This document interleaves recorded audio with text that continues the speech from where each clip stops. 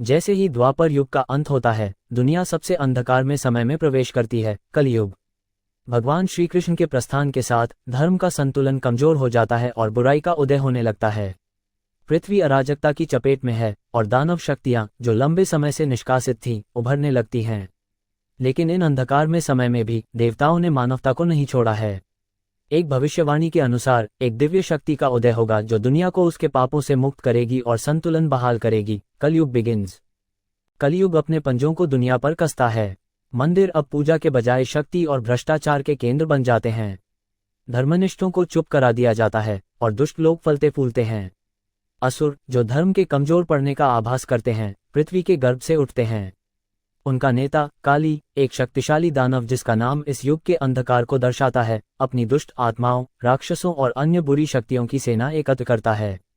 उनका उद्देश्य दुनिया को शाश्वत अंधकार में धकेलना, जहां देवताओं को भुला दिया जाता है और केवल भय का शासन होता है। The gods respond. लेकिन देवता ऊपर से देखते हैं और वे जानते हैं कि हस्तक्षेप का समय आ गया है।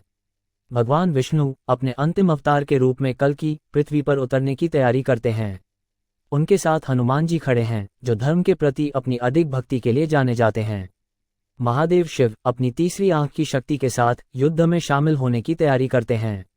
देवी दुर्गा अपने शेर पर सवार होकर अपने हथियारों को तैयार करती हैं, जबकि इंद्रदेव, स्वर्ग के राजा, अपने वज्रों को एकत्रित करते हैं।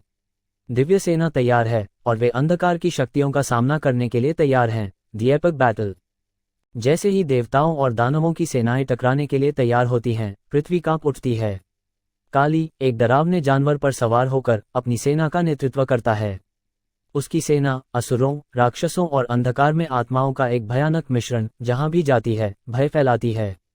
लेकिन स्वर्ग से कल्कि अपने सफेद घोड़े पर सवार होकर उतरते हैं, एक जलती हुई तलवार को पकड़े हुए जो देवताओं की शक्ति से चमकती है।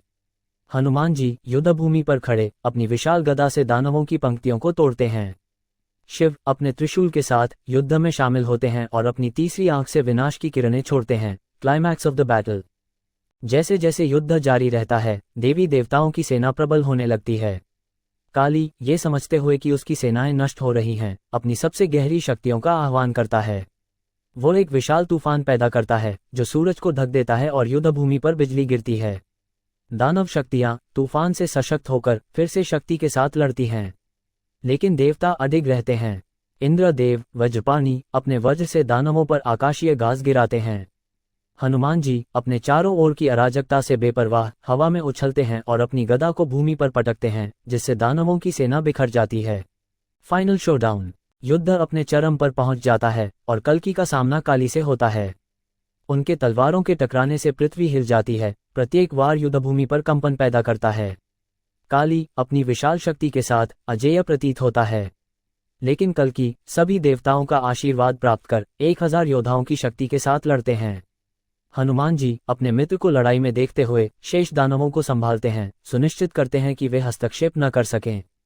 शिव अपने रौद्र रूप में अपनी तीसरी आंख से विनाश की किरणें निकालते हैं, जो बचे हुए असुरों को भस्म कर देती हैं। Victory and rebirth. अंत में कल्कि अपनी सारी दिव्य ऊर्जा को एक अंतिम वार में समाहित करते हैं। उनकी तलवार, जो 1000 सूर्यों जितनी चमकती है, काली को भेदती है और उसे ध्वस्त कर देती है। दानवों की सेना हार जाती है और अंधकार की शक्तियां समाप्त हो जाती हैं। देवता विजयी होते हैं और पृथ्वी पर पुनः धर्म और शांति का युग प्रारंभ होता है। कलियुग का अंत होता है और सत्य युग का पुनर्जन्म होता है। धरती पर जीवन फिर से फलने फूलने लगता है और एक नया स्वर्ण युग प्रारंभ होता है। कंक्लूजन। देवताओं के इस हस्तक्षेप ने यह साबित कर दिया कि धर्म, सच्चाई और भक्ति हमेशा बुराई पर विजय प्राप्त करते हैं। कल्कि के आने की यह कहानी हमें सिखाती है कि चाहे कितनी भी अंधकार में स्थिति क्यों न हो, अंत में अच्छाई की जीत होती है। ये कथा हर युग में एक प्रेरणा के रूप में जीवित रहती है, याद दिलाते हुए कि सच्चाई और धर्म का मार्ग ही सही मार्ग है।